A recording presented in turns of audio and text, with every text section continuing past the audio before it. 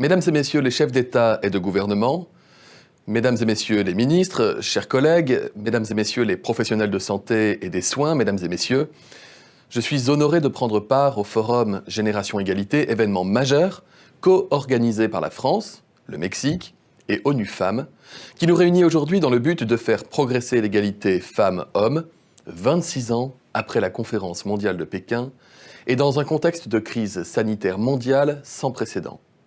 Nous le savons, les femmes sont au cœur de nos systèmes de santé.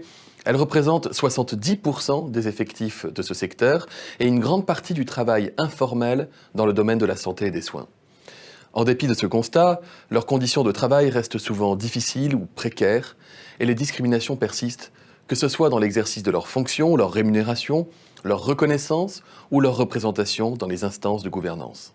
La crise de la Covid-19, touchant de manière disproportionnée les femmes qui ont été en première ligne face à la pandémie, n'a fait qu'exacerber les inégalités entre les femmes et les hommes.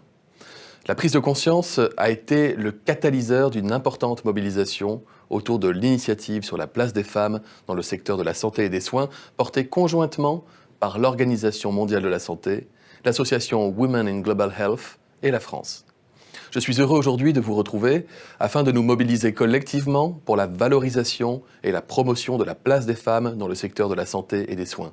Je salue la dynamique mondiale autour de cette initiative et l'engagement de nombreux pays comme la Guinée-Bissau, le Libéria, la République démocratique du Congo ou encore les États-Unis, le Costa Rica, le Pakistan, la Jamaïque. Pour la France, il s'agit d'une priorité nationale que j'ai souhaité traduire dans mon ministère et au travers des assises appelées Ségur de la santé. Et je suis fier de vous dire ici que la France va investir plus de 8 milliards d'euros pour améliorer les conditions de travail de ses personnels soignants et valoriser les métiers du soin avec des mesures spécifiques pour favoriser l'égalité entre les femmes et les hommes qui toucheront près de 2 millions de femmes notamment. La mise en place de référents égalité professionnelle dans les établissements de santé, animés en réseau par les agences régionales de santé, la création du Fonds pour l'égalité professionnelle dans la fonction publique hospitalière, pour des projets permettant l'égal accès aux responsabilités professionnelles et la prévention des violences sexuelles et sexistes. La ratification par la France de la Convention numéro 190 de l'OIT sur la violence et le harcèlement au travail a également été lancée et devrait aboutir dans les prochaines semaines. J'encourage d'ailleurs tous les pays qui ont rejoint l'initiative à ratifier cette Convention 190, un pas indispensable vers l'atteinte du pilier 3 de l'initiative pour garantir le bien-être au travail. Et je félicite au passage l'Argentine qui fait partie des pays qui l'ont déjà fait. La France est également engagée sur la scène internationale. Je prendrai 2 exemples concrets.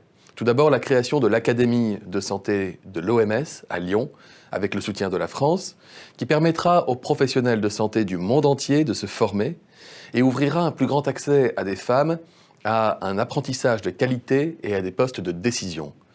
Dans cette perspective, la France est fortement impliquée pour l'élaboration de formations comme celle sur les droits et la santé sexuelle et reproductive à destination des pharmaciens pour leur permettre de prendre le relais des plannings familiaux si ces derniers sont empêchés, comme ce fut le cas avec la Covid-19.